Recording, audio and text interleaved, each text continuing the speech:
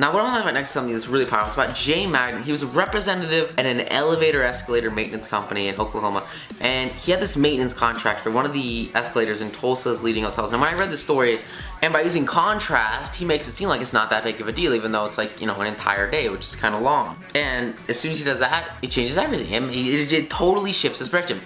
And on top of that, and you know, the difficulty was that she had this student who had exceptionally long fingernails, and this was a really, really big handicap to anyone who wanted to develop how much quicker and easier it would be for you if you would trim your nails shorter.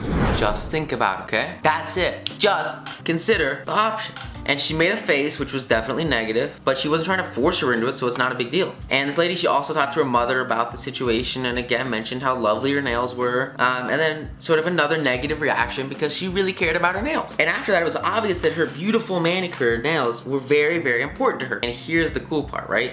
The next week, Barbette returned for her second lesson, and much to this lady's surprise, her fingernails were trimmed! And you know, she compliments her and she praises her for making such a sacrifice, right? She sacrifices her beauty so that she can acquire this long-term skill of being a ridiculously great piano player. Very tough thing to do. Was it the right thing to do? Highly likely it was the right thing to do. Short-term pain for long-term gain. You guys know this stuff. Her reply was, so she, the teacher talks to the girl's mom, and she says, great job for influencing her to cut her nail. And her reply was, you know, she had nothing to do with it because she decided on her own to cut her nails. This is the first time she's ever trimmed her nails for anyone. And she made the shift, she made the decision solely because of her internal motivation. Because this teacher gave her a reason for her to do it and motivated her to do it on her own, not with threats, not with force, but instead, not by saying like she's gonna refuse to teach her. Instead, she shifts the perspective and she lets her know what the benefits would be for her if she made this change.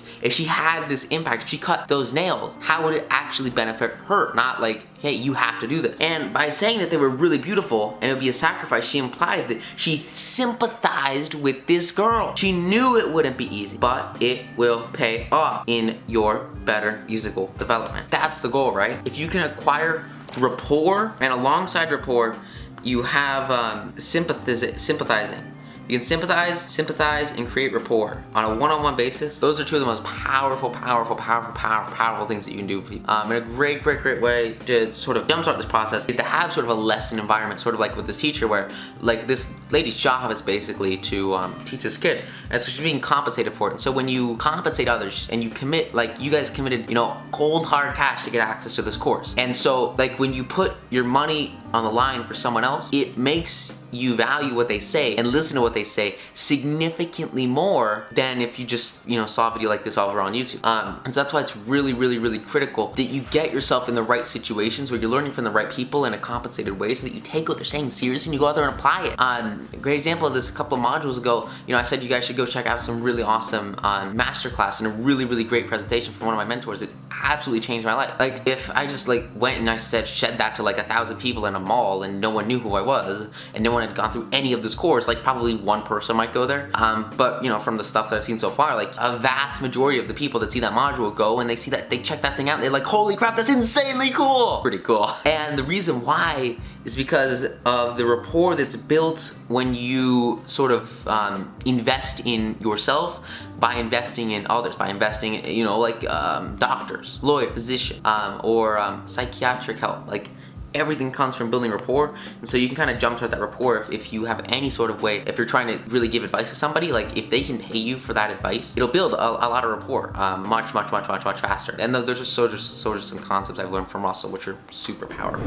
With that said, I'm excited, I'm pumped, let's get it going. Saul Horrock, he was probably America's #1 impresario, and for almost half a century, he handled artists such as world-famous artists Sheila Pala, Isadora Duncan, and Pavlova. And Mr. Horrock, he told Dale that one of his first lessons he learned in dealing with his temperamental stars was the necessity for sympathy, and more sympathy with their idiosyncrasies. You've gotta have sympathy. That's 100%. Like, that's critical. That's key. That's foundational. Sympathy and rapport. Sympathy and rapport. Sympathy and rapport. Sympathy and rapport. And so for him, like, he focuses all of his stuff on helping out these artists. And for 3 years, he was trying to help impresario Fyodor Chaplin, one of the greatest bassos, who I guess is kind of like a singing thing, who ever thrilled the ritzy box holders at the Metropolitan. So like, he was a good artist. is what he just said. Yet this guy had a constant problem, and the artist would sort of carry on like a spoiled child. And to put it in Mr. Hurok's own phrase, he said he was one hell of a fellow in every single way. So for example, right, like, he would have this big performance, and what happened is he's so crazy. So everyone's coming here to go to this huge performance, and he would call his manager guy, Mr. Hurok, on his own initiative, and he would say, hey, look, I feel really terrible. I know that I'm supposed to be on the stage tonight performing as a piano or singing or whatever, but I feel awful. My throat is like a raw hamburger. It is impossible for me to sing tonight. I cannot do it. I cannot do it. And so what did Mr. Hurok do? Did he argue with him? No! Did not argue. He knew that an entrepreneur couldn't handle artists that way. So he would rush over to his hotel, right? So like, everyone's here at this place waiting for the performance. He would go over to his hotel and he would say, oh, you're sick. Oh, your throat. I am so sorry. Dripping with sympathy. What a pity. What a pity. My poor fellow. Of course you cannot sing. I will cancel the engagement at once. It will only cost you a couple $1,000s, but that is nothing in comparison to your reputation. And again, at the time, a couple $1,000s was about 10 grand, give or take, per night. And then the chaplain would sigh, and this guy would, he saw, his friend, his comrade, this manager would come, and he would give him attention, give him significance, and kind of most significantly, it would give him sympathy. And after he got these three core foundational things, he would stand up and he would say, perhaps you had better come over later in the day. Maybe come around 5 and see how I feel then. So at 5 o'clock, he would come back, rush to the hotel, dripping with sympathy, and he would insist on canceling the engagement again and again and again. And the chaplain would sigh and he would say, well, maybe since he would act as his own greatest enemy, right? So that the other person would defend himself in reality, since he was the one performing. He would say, you better come see me later, I might be better then. And then at 7:30, the great singer would consent to sing, only with the understanding that he would walk out onto the stage and announce that he had a very bad cold and was not in a good voice. And so what it allowed him to do was save face, right? Make himself feel more respected, make himself feel more significant, make himself feel like he was in the right, even though it was just bogus. And so Mr. Hurok would lie and he would say, of course, you'll do it. Because he knew that that was the only way to get this guy on stage. Because the most important thing you can do to get somebody to the point where they want to be, to get them to the end result, the end goal, the end significant, is to be there giving them constant support. It's not difficult. It's not like complex math.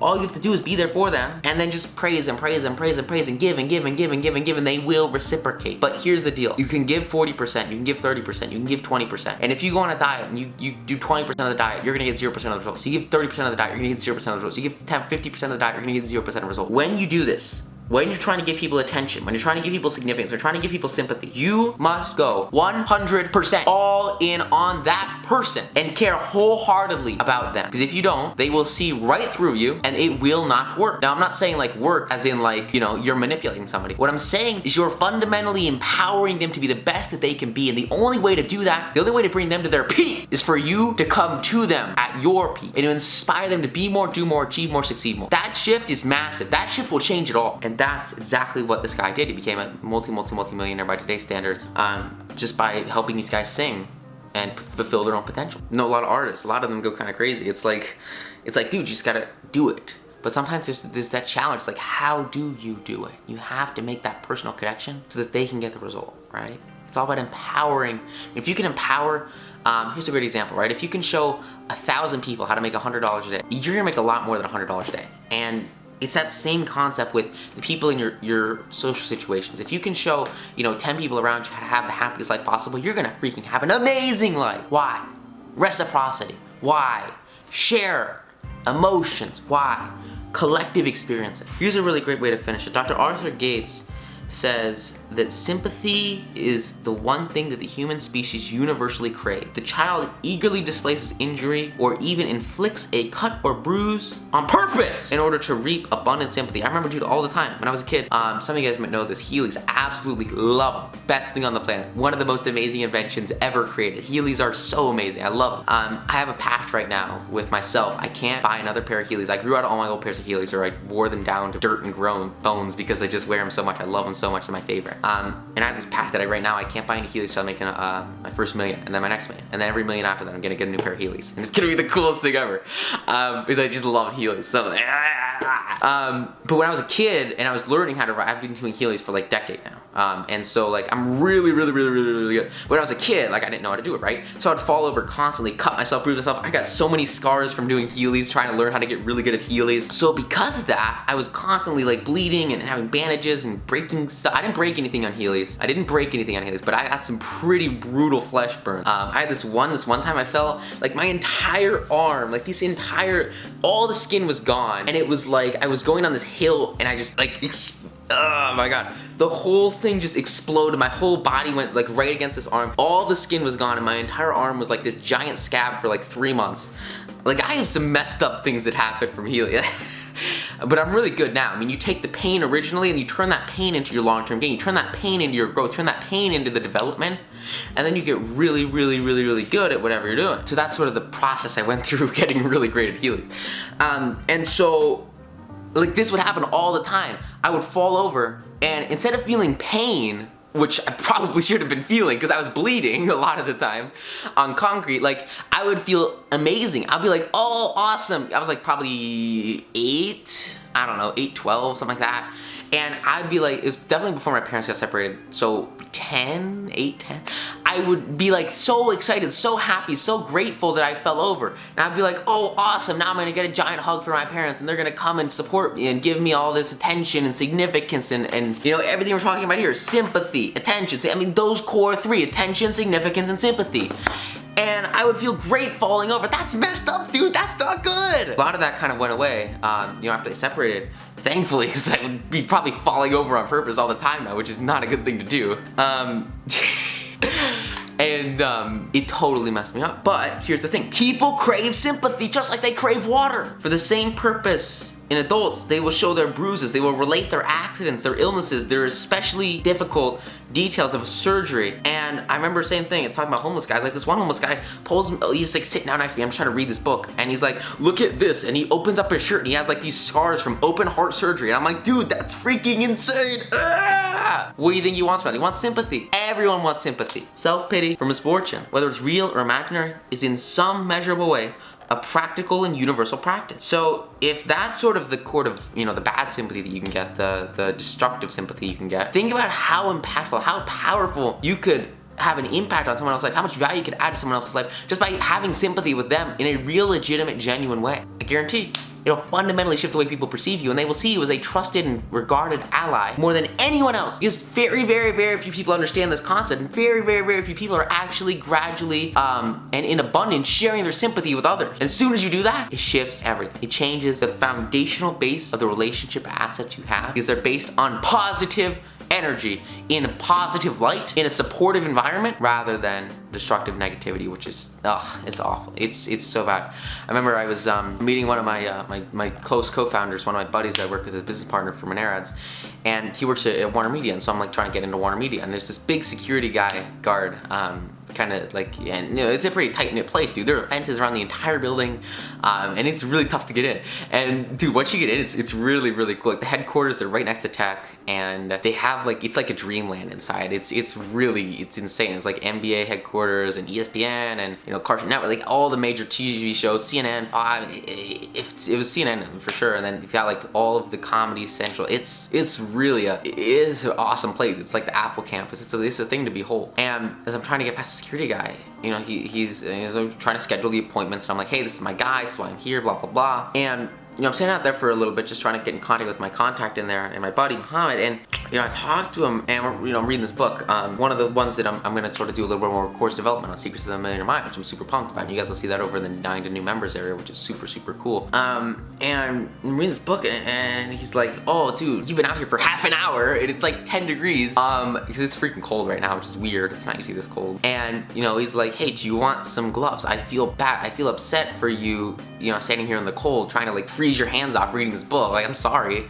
And so he comes and he gifts me his glove. And I'm like, dude, holy crap. That's so powerful. He had so much sympathy for the situation I was in, just waiting for my guy, that he would like share his own clothes to help. And that was just such a moving experience. I appreciate that person so much. I know I'll see them very more often. And it's like, dude, that changed everything. I stopped everything I was doing. All I did was talk to this guy for the next 20 minutes. And we talked about like Think and Grow Rich, which is insane, guys. Think and Grow Rich changed this guy's life. And he's a freaking security guard. I haven't met a single person that's read Think and Grow Rich that hasn't had their life changed by it, which is why I'm so proud of the course that I made about it. It was just phenomenal. I mean, it's insane. Think that someone would do that for me. It meant so much because they had legitimate sympathy, genuine sympathy, and shared it with me in a physical action. That thought led to an action, led to a result, which was huge. So one of the biggest concepts to take here is that you want to be sympathetic with the other person's desire and idea. As soon as you can sympathize with them, give them attention, give them significance. It'll fundamentally shift your entire perspective and the entire foundation of the relationships that you have.